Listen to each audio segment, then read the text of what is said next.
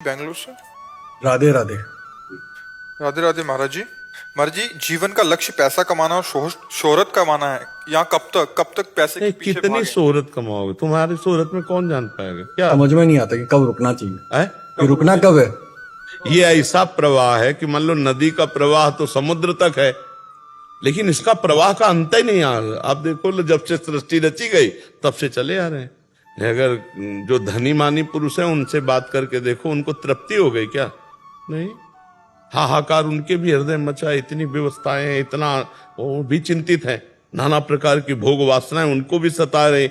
इसका अंत नहीं है। जो 1,00,000 रुपया चाहता है उसको मिल जाए 1,00,000 रुपया तो करोड़ की कामना जाएगा, करोड़ तो अरब, अरब तो खरब, तो बढ़ता चला जाएगा। ये माया है, इससे कभी तृप्ति नहीं होने वाली, कभी तृप्ति होने वाली नहीं। तृप्ति तभी होगी जब संतोष धन, संतोष आ जाए। बस जैसे भगवान चला रहे हैं, जितने में आ रहा ठीक है, राधा राधा राधा राधा, वो बढ़िया चैन से सोएगा और आनंद में जीवन, और परलोक भी उसका बन जाएगा। और जो यहाँ भूत बने रुपया में केवल लगे, भगवान का भजन नहीं करते, दुर्गति पक्की। क्योंकि जब तक भजन नहीं होगा, बुद्धि शुद्ध नहीं होगी, तो पापाचरण होगा, पापाचरण होगा तो दुर्गति हो जाएगी। कभी किसी को तृप्ति नहीं हो सकती, किसी भी भोग में, किसी भी विषय में, संसार के किसी भी भोग में तृप्ति नहीं हो सकती। आप कोई भोग बताओ जिसको भोगने के बाद ऐसा लगे कि अब नहीं भोगना है, और भोगे और भोगे और भोगे। बैंक बैलेंस, खर्चा नहीं हो रहा, खर्चे से कई गुना बैंक बैलेंस अधिक है, लेकिन वो चिंतित है क्योंकि उसके सामने वो आदमी दिखाई दे रहा है जो उससे कई गुना बैंक बैलेंस किए हुए है। वो आदमी दिखाई दे रहा है जो कई गुना उससे भोग सामग्री एकत्रित किए हुए है। हमें लगता है कि जब तक गजधन, गोधन, बाजधन ये सब एकत्रित हो गया, लेकिन संतोष धन नहीं, तो फिर जब आवे संतोष धन, सब धन धूरी समान। संतोष आ जाए, संतोष आ गया, कामनाएं शांत होने लगेंगी। बिन संतोष न काम न साही, और अछत काम सुख सपने उड़ाई। जब तक कामनाएं तब तक शांति कभी मिल ही नहीं सकती। देखो हमारी कामनाएं कैसी हैं। एक गरीब आदमी का लड़का स्कूल जाया करता था, उसने एक दिन देखा कि एक बगल से साइकिल से निकला, वो पैदल जाया कर। उसने अपने पिताजी से कहा कि मुझे साइकिल ला दो, बालक है, व्यवस्था की, साइकिल ला दो।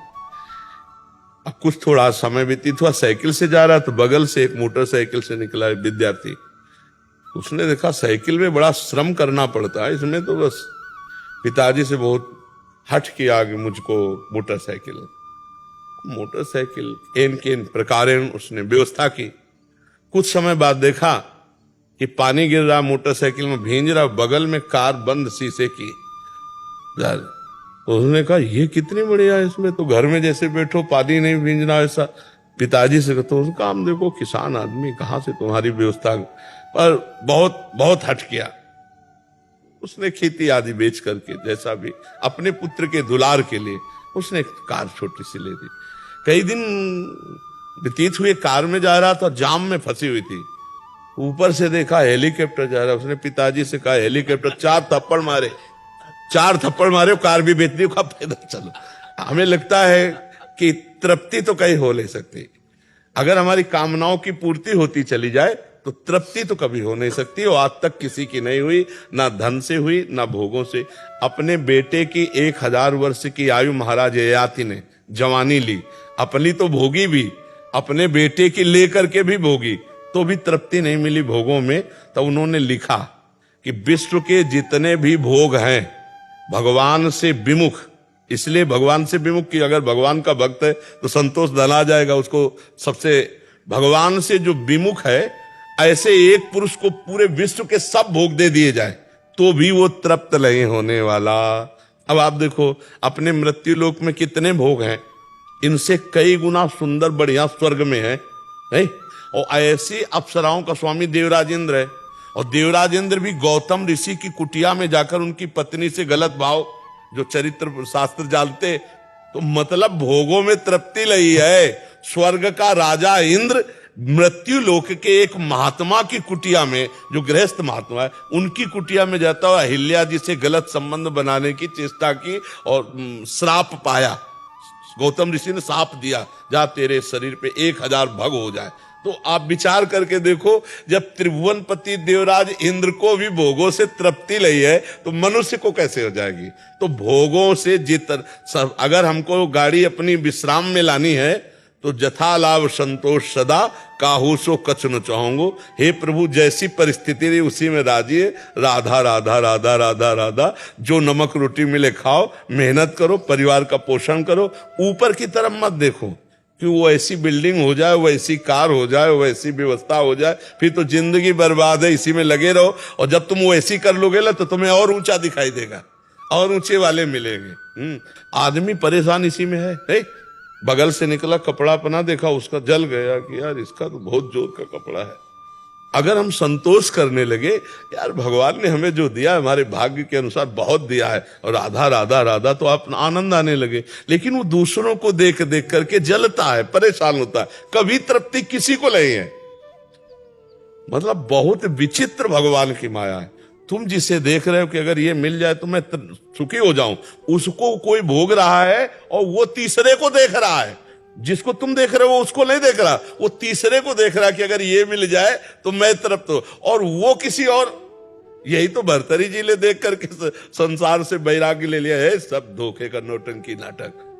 मैं चक्रवर्ती सम्राट मेरे से पिंगला मतलब संतुष्ट नहीं, और पिंगला चक्रवर्ती सम्राट की रानी, उससे अश्वपाल सुखी नहीं, और अश्वपाल वैश्या से प्रेम है। ये सब नाटक आया का। तो भगवान का आश्रय, भगवान का भजन करने से बुद्धि शुद्ध हो जाएगी और विश्राम मिल जाएगा। माया में तो कभी विश्राम मिलने वाला है ही नहीं।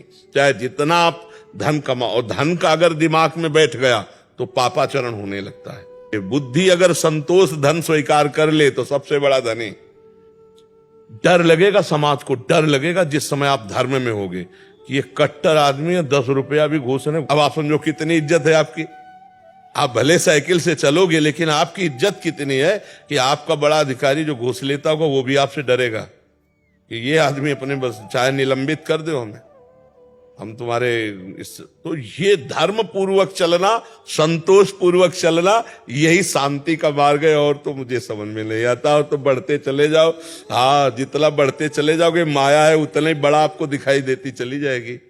सबसे बढ़िया सुखी हो जो भगवान का आश्रय लेकर एक शब्द याद कर लिया, जथा लाभ संतोष सदा, काहू सो कछु न चाहूंगो।